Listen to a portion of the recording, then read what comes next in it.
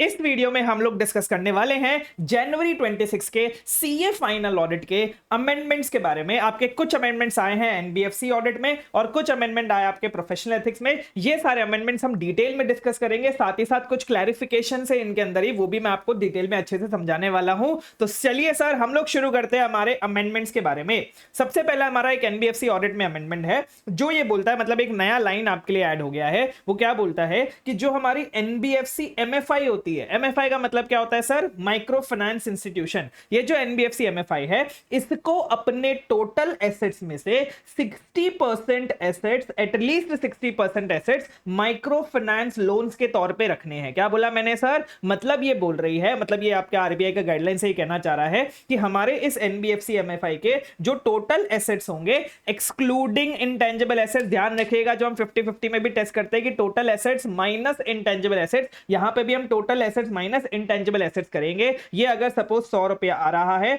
तो एटलीस्ट यहां पे मिनिमम वर्ड यूज हुआ है, मतलब 60% से नीचे तो नहीं होना चाहिए, 60% से ऊपर होगा तो चलेगा। तो मिनिमम 60% हमें टोटल एसेट्स जो हैं वो माइक्रो फाइनेंस लोन्स में रखने हैं। मतलब हमको 60% एटलीस्ट माइक्रो फाइनेंस लोन्स देने हैं, क्योंकि आपका नाम ही है माइक्रो फाइनेंस इंस्टीट्यूशन। अगर हम माइक्रो फाइनेंस लोन्स ही नहीं दे रहे हैं तो फिर क्या बात का ये नाम रखा है हमने एनबीएफसी एमएफआई। इसलिए आरबीआई बोलता है कि अगर आपको एनबीएफसी एमएफआई बनना है तो मिनिमम 60% आपको माइक्रो फाइनेंस लोन्स देने पड़ेंगे। मतलब 40% के आप कोई और लोन भी दे सकते हो, कोई दिक्कत वाली बात नहीं है, लेकिन ये 60% कभी भी कम नहीं होना चाहिए। 60% किसका लेना है सर? इधर ध्यान से देख लेना, total assets minus intangible assets का। और यहां पे बोला गया है ये हमें ऑनगोइंग बेसिस पे मेंटेन करना है। ऑनगोइंग बेसिस मतलब क्या? लगातार हमें 60% मिनिमम मेंटेन करना है। अब ये चेक कैसे करेंगे सर? तो आरबीआई बोलता है कि अगर आपने 4 कंसेक्यूटिव क्वार्टर्स के लिए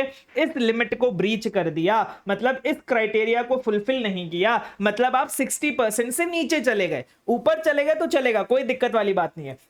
लेकिन अगर आपके माइक्रो फाइनेंस लोन्स अगर 60% से नीचे चले गए, जैसे 100 रुपए के मेरे टोटल एसेट्स है, आपको माइक्रो फाइनेंस लोन्स 50 रुपीज चले गए, मतलब 50% हो गए, 60% से नीचे हो गए, तब यहां पे दिक्कत वाली बात आ जाएगी। और आरबीआई बोलता है कि चलो एक बार अगर आपका हो गया ना तो भी कोई दिक्कत नहीं है, चलो लगातार 2 बार भी हो गया तो भी कोई दिक्कत नहीं है, 3 बार भी हो गया तो भी कोई दिक्कत नहीं है, लेकिन अगर लगातार चौथी बार चौथे क्वार्टर में भी आपके साथ ये दिक्कत हो जाती है कि आप मिनिमम 60% मेंटेन नहीं कर पा रहे हो, तो इमीडिएटली आपको आरबीआई को रिपोर्ट करना है, उनको एक रेमिडिएशन प्लान बना के देना है। रेमिडिएशन प्लान मतलब क्या होता है कि कैसे हम इस प्रॉब्लम को रिजॉल्व करने वाले हैं, कैसे हम माइक्रो फाइनेंस लोन्स को हमारे टोटल एसेट्स में बढ़ाने वाले हैं। ये एक रेमिडिएशन प्लान आपको किसको देना पड़ेगा सर? आरबीआई को देना पड़ेगा, ताकि एक वो अपना व्यू बना सके कि आपने अच्छे से प्लानिंग करी है कि नहीं करी है। मतलब ये छोटा सा ये कहना चाह रहा है, सबसे पहली चीज जो हमारे एनबीएफसी एमएफआई है उनको माइक्रो फाइनेंस लोन्स तो रखने पड़ेंगे, क्योंकि उनका नाम ही एनबीएफसी एमएफआई है। अब कितने रखने पड़ेंगे? क्या 100% रखने पड़ेंगे? नहीं सर। क्या हम सिर्फ माइक्रो फाइनेंस लोन दे सकते? नहीं सर,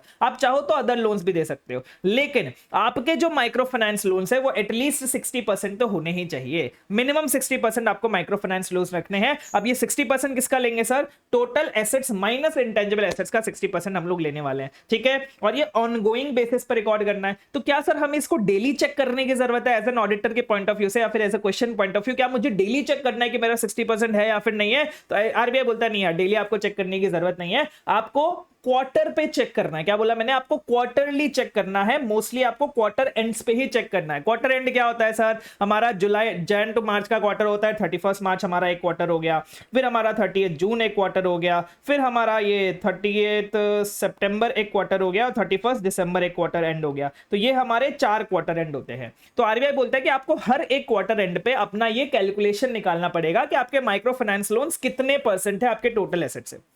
अगर वो 60% है या फिर उससे ऊपर है चलेगा, कोई दिक्कत वाली बात नहीं। अगर उससे कम है तो आप थोड़ा अपने हिसाब से भी प्लानिंग करो कि भाई कैसे आप उसको बढ़ा सकते हो, लेकिन आपका फर्स्ट क्वार्टर में तो आपको हमें बताने की जरूरत नहीं है। यहां पे ध्यान रखना, यहां पे 4 कॉन्जिक्यूटिव क्वार्टर्स बोला है। कॉन्जिक्यूटिव मतलब क्या होता है? लगातार। सपोज मेरा पहले क्वार्टर में नहीं था, मतलब पहले क्वार्टर में मेरा 60% से नीचे था, दूसरे क्वार्टर में भी 60% से नीचे था, तीसरे क्वार्टर में ये सही हो गया, 60% से ऊपर हो गया, फिर चौथे क्वार्टर में नीचे हो गया, पांचवें क्वार्टर में भी नीचे हो गया, मतलब पांचवा क्वार्टर मतलब अगले साल का पहला पहला क्वार्टर, ठीक है। तो क्या ये जो 4 क्वार्टर में मेरे नीचे चला गया तो मुझे आरबीआई को बताना पड़ेगा? नहीं सर। क्यों? क्योंकि ये लगातार नहीं है, बीच में आपका एक ऐसा क्वार्टर आ गया था जब ये 60% से ऊपर था। तो यहां पे 4 कॉन्जिक्यूटिव क्वार्टर्स बोला है, मतलब लगातार 4 क्वार्टर के लिए अगर आपका ये रेशियो नीचे जा रहा है तो फिर हमें आरबीआई को बताने की जरूरत है। एंड एक और चीज ध्यान रखना जो आप मिस कर दोगे कि ये जो 4 कॉन्जिक्यूटिव क्वार्टर्स बोले हैं ये आपके एक साल के 4 कॉन्जिक्यूटिव क्वार्टर की बात नहीं कर रहा है। ये एक और चीज है जो आप मिसकंसेप्शन ले सकते हो। हमारा जो फाइनेंशियल ईयर होता है 1 अप्रैल से लेकर 31 मार्च का होता है। आप ऐसा सोचोगे कि सर हमारा जून वाला जो है 30 जून को हमने मिस कर दिया, हमने क्या बोलते हैं 30 सितंबर को मिस कर दिया, 31 दिसंबर को हमने मिस कर दिया और 31 मार्च को भी हमने मिस कर दिया। ये 4 कॉन्जिक्यूटिव क्वार्टर हो गए तो आरबीआई को रिपोर्ट करना। ये तो सही बात है, इतना तो आप समझ जाओगे। लेकिन आप क्या समझोगे? आप ये समझोगे कि सपोज हमने 30 जून को मिस नहीं किया होता, 60% हमने मेंटेन कर लिया, लेकिन बाकी 3 क्वार्टर्स में हमने मिस कर दिया और इसके बाद वापस से 31 मार्च के बाद नया साल शुरू हो जाएगा। 31 मार्च के बाद जब नया साल शुरू होगा तो 30 जून आ जाएगा। तो 30 जून पे हमने मिस कर दिया तो आप इसको पहला क्वार्टर काउंट करोगे, जो कि गलत है, क्योंकि सर इसके पहले लगातार 3 क्वार्टर से आप उसको मिस करते आ रहे थे और ये आपका लगातार वाला चौथा क्वार्टर हो चुका है। मतलब अब हमें आरबीआई के पास जाके उसे रेमेडिएशन प्लान देना पड़ेगा। समझे? तो ये बोल रहा है कि 4 लगातार क्वार्टर में, आप भले वो 1 साल में आ रहा हो 2 साल में आ रहा हो, लगातार कोई फर्क नहीं पड़ता, आपको लगातार देखना है। बस आपका मेन वर्ड है 4 कॉन्जिक्यूटिव क्वार्टर। आपको रोज नहीं देखने की जरूरत है, आपको क्वार्टर एंड पे ही देखना है कि आपका ये जो total asset minus intangible asset है इसका मिनिमम 60% आपका माइक्रो फाइनेंस लोन्स के अंदर होना चाहिए। ठीक है? यस सर, आई होप आपको ये डिटेल में क्लैरिफिकेशन समझ में आ गया होगा। नेक्स्ट चीज हम बात करते हैं कि हमने क्या पढ़ा था हमारे एनबीएफसी के बारे में, जो गोल्ड ज्वेलरी में लेंड कर रही है। किसमें लेंड करिए सर? गोल्ड ज्वेलरी में लेंड करिए। अभी वैसे भी गोल्ड के प्राइसेस बहुत ज्यादा हो चुके हैं, तो सर गोल्ड ज्वेलरी में लेंड करिए। इसका मतलब क्या हो गया कि आपके जो गोल्ड लोन्स है ना वो आपके फाइनेंशियल एसेट्स के 50% और मोर है। क्या बोला मैंने?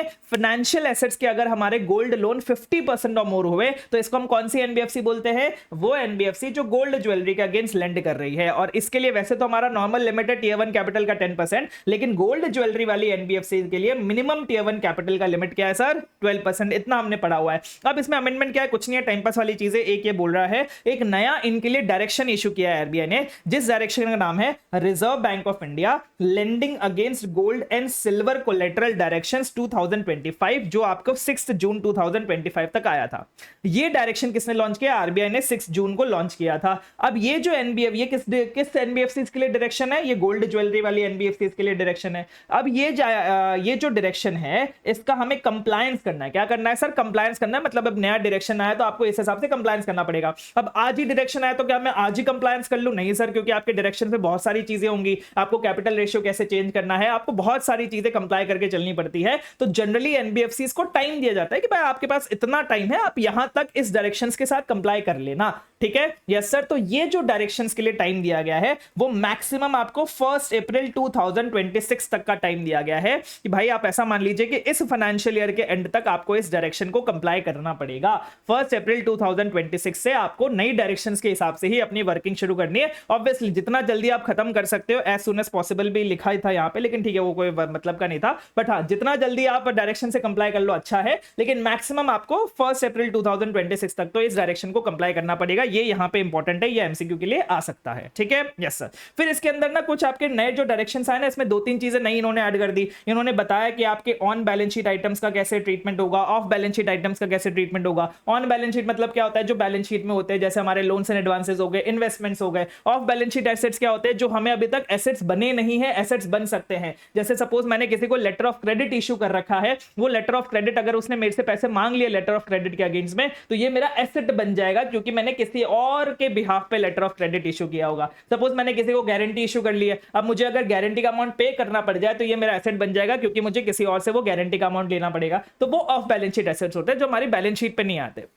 ये हमने पढ़ा हुआ है, ठीक है। तो on end of balance sheet assets का ट्रीटमेंट उन्होंने डायरेक्शन के हिसाब से दिया हुआ, तो वैसे आपको ट्रीटमेंट करना है। फिर यहाँ पे नया इन्होंने लेके आया कि आपको deferred tax assets and deferred tax liabilities का भी इंक्लूजन करना है अपने कैपिटल में। कैसे करना है, क्यों करना है, कब करना है, कहां करना है, ये सब अपने को देखने की जरूरत नहीं है। अपन को बस इतना ध्यान रखना है कि भाई आपकी जो एनबीएफसी है गोल्ड ज्वेलरी वाली, इसके लिए एक नया डायरेक्शन आया है, जो डायरेक्शन उनको 1 अप्रैल 2026 तक तो कंप्लाई करना ही पड़ेगा। इस डायरेक्शन में आपके बहुत सारी चीजों के बारे में बात हुई है, जिसमें दो मेन चीजें हैं। सबसे पहला on end of balance sheet assets का कैसा ट्रीटमेंट होगा वो, एंड दूसरा deferred tax and assets liabilities का कैसा कंप्यूटेशन होगा कैपिटल के लिए वो। अब ये कैसे होगा वो हमें नहीं जानना है, हमें तो बस इतना ध्यान रखना है कि हाँ भाई ये दो चीजों के लिए हमारे डायरेक्शंस मेनली बने हैं, ठीक है। Yes sir. और लास्ट में एक और आपका जो अमेंडमेंट है एनबीएफसी ऑडिट में, जो अमेंडमेंट है नहीं वैसे टाइम पास की चीज है, ये क्या बोल रहे हैं, जब हम रिस्क वेट निकालते थे ना अलग अलग एसेट्स के, कि भाई इसका 100% है, इसका 20% है पब्लिक सेक्टर बॉन्ड्स का, फिर ये स्टेट गवर्नमेंट गारंटीड एडवांस जो मोर देन 90 डेज के लिए डिले हो चुका हो उसका तो 100% है, उसका कोई फर्क, मतलब वैसे जो भी हमारे रिस्क एसेट्स हमने निकाले थे एनबीएफसी के लिए, तो वहां पे मैंने आपको बताया था कि इसके अलावा जितने भी रिस्क वेट एसेट्स है उन सबका क्या होगा सर 100%। अगर आपको आपके क्वेश्चन में कुछ भी नया दिख जाए जो आपको ऊपर वाले किसी भी रिस्क वेट्स में ना दिखे, मतलब कहीं पे अगर स्पेसिफाइड रिस्क वेट ना हो, तो हम सबका 100% मानेंगे, भले वो फर्नीचर एंड फिक्चर्स है, भले वो लैंड है, कुछ भी है। तो वैसे ही यहां पे आरबीआई ने एक और चीज ऐड कर दी, आरओयू एसेट्स, जो हम अपने एफआर में पढ़ते हैं, रिस्क क्या बोलते हैं, राइट ऑफ यूज एसेट्स। तो वो राइट ऑफ यूज एसेट्स भी आपकी अदर्स की कैटेगरी में आ जाएंगे, कि राइट ऑफ यूज एसेट्स पे भी आपको 100% का ही रिस्क वेट लेके चलना है। अगर ये नहीं भी दिया होता तो हम क्या करते, अगर एग्जाम में मिलता तो सर आपने बोला था सारे बाकी सारे का हमको 100% ही लेना है, तो हम आरओयू एसेट का भी 100% लेके आते, ठीक है। Yes sir. तो ये आपके 3 अमेंडमेंट से छोटे छोटे से, ये आपके लिए मेरे ख्याल से ये आपके लिए ज्यादा इंपॉर्टेंट है, और इसमें आपका ये एमसीक्यू के लिए ज्यादा इंपॉर्टेंट है, ठीक है। Yes sir. ये एनबीएफसी ऑडिट खत्म हो गया। प्रोफेशनल एथिक्स में क्या हुआ है सर, प्रोफेशनल एथिक्स में बहुत टाइम पास चीज हुई है। सबसे पहला क्या है सर, क्लॉज 9 जो हम बोलते थे कि सेक्शन 139 और 140 की कंप्लायंस को इंश्योर करने का, अब आईसीएआई ने सेक्शन 139 से लेके 141 की कंप्लायंस बोल दिया है। यहां पे इसको 2 आ जाएगा, इसको हटा के एंड को 2 कर देंगे, मैं एक बार लिख देता हूं। तो 139 से लेके 141 की कंप्लायंस हमें इंश्योर करनी है, बस इतना आपको ध्यान देना। क्या आपको सेक्शन 141 पढ़ने की जरूरत है? नहीं सर, जितना मैंने आपकी कॉन्सेप्ट बुक में लिखवाया है उस सेक्शन के बारे में 139 140 के बारे में उतना ही आपको पढ़ना है, इससे ज्यादा नहीं पढ़ना है। और एक और लाइन ऐसे ने ऐड कर दी कि आपको इनको तो कंप्लाई करना ही पड़ेगा, जब आप एज एन ऑडिटर अपॉइंट होने जा रहे हैं तो आप इनको तो कंप्लाई करना ही पड़ेगा। इसके अलावा अदर कोई लॉ हो जो अपॉइंटमेंट ऑफ ऑडिटर की बात करता हो, उस लॉ को भी आपको कंप्लाई करना पड़ेगा। मतलब कुछ नहीं है, टाइम पास है। अगर हमें ऐसा लगता है कि हाँ भाई इसके अलावा कोई लॉ है जिससे हमें कंप्लाई करना चाहिए, जिसमें अपॉइंटमेंट ऑफ ऑडिटर के बारे में कुछ लिखा हुआ है, उस लॉ से भी हमें कंप्लाई करना पड़ेगा। मतलब इस लाइन का एज सच आपके सिलेबस में कोई फर्क नहीं पड़ेगा, आपको कोई अदर लॉ पढ़ने की जरूरत नहीं है। जब तक आईसी अपने सिलेबस में वो लॉ इंक्लूड नहीं करेगा तब तक हमको पढ़ने की जरूरत नहीं है। आपको बस ध्यान रखना है कि हाँ भाई ऐसी कोई लाइन ऐड हो गई है, इससे आपके पढ़ने पे, याद रखने पे या फिर आपके सिलेबस के स्कोप में कोई डिफरेंस नहीं आने वाला, ठीक है। Yes sir. दूसरा ही सेम ऐसा ही कुछ है कि सर एक नया क्लॉज ऐड तो किया है, लेकिन वो सिर्फ नाम के लिए ऐड किया है। किसमें ऐड किया है sir? Part 2 of second schedule में उन्होंने एक नया क्लॉज ऐड किया है। पार्ट 2 ऑफ सेकंड शेड्यूल में क्या है सर? क्लॉज नंबर 5 उन्होंने ऐड किया है, डबल सीज फॉल्स इंफॉर्मेशन दे दिया, ठीक है। क्लाइंट के पैसे लेकर भाग गया और फॉल्स इंफॉर्मेशन दे दिया, तो उसमें एक और क्लॉज आपका 5 ऐड हो गया। इसमें क्या बोलता है, हम गिल्टी माने जाएंगे अगर हम ऑडिटर बन जाते हैं किसी कंपनी के इन contravention of provisions of companies act. मतलब कंपनीज एक्ट में बोला गया था कि हम ऑडिटर नहीं बन सकते हैं, हम ऑडिटर की तरह नहीं बन सकते इस कंपनी के, फिर भी अगर हम ऑडिटर बन जाते हैं तो आपका क्लॉज 5 पार्ट 1 सेकंड शेड्यूल के अंदर वो आ जाएगा। अब क्या हमें ये कंपनीज एक्ट के प्रोविजन भी पढ़ने पड़ेंगे ऑडिटर के लिए? तो वो मना है, वो नहीं पढ़ना, वो मैंने सारा क्लैरिफिकेशन ऐसे से पहले से ही लेके रखा है, वो आपको नहीं पढ़ने की जरूरत है। आपको सिर्फ ये क्लॉज को इतना ही पढ़ना है कि भाई अगर हम कंपनीज एक्ट के किसी प्रोविजन का कॉन्ट्रावेंशन कर देते हैं एज एन ऑडिटर, तो वो आपके क्लॉज 5 पार्ट सेकंड शेड्यूल में आ जाएगा, ठीक है। यस सर, बस इतना ही था आपका अमेंडमेंट्स में, प्रोफेशनल एथिक्स में एंड एनबीएफसी ऑडिट में। अगर आपको अभी तक डाउट आ रहा हो, अगर आपके अभी तक कॉन्सेप्ट्स क्लियर ना हो रहे हो, या फिर आपका कॉन्फिडेंस नहीं आ रहा हो, सेल्फ स्टडी नहीं हो पा रही हो, तो आप हमारा 45 आवर्स का बैच ले सकते हैं। लाइव गाइडेंस बैच है, फुल ऑडिट हमने सिर्फ 45 आवर्स में कवर किया है, 100% कॉन्सेप्ट्स एंड 100% क्वेश्चंस के साथ, एकदम डिटेल में। आप जब साथ में सेल्फ स्टडी करेंगे इसके साथ, तो आपको और ज्यादा कॉन्फिडेंस आएगा। 100% रिवीजन वीडियोस हमारे यूट्यूब पे अवेलेबल है, वो आप जाके वहां से रेफर कर सकते हैं। इसकी लिंक यहाँ पे पे आपको मिल जाएगी।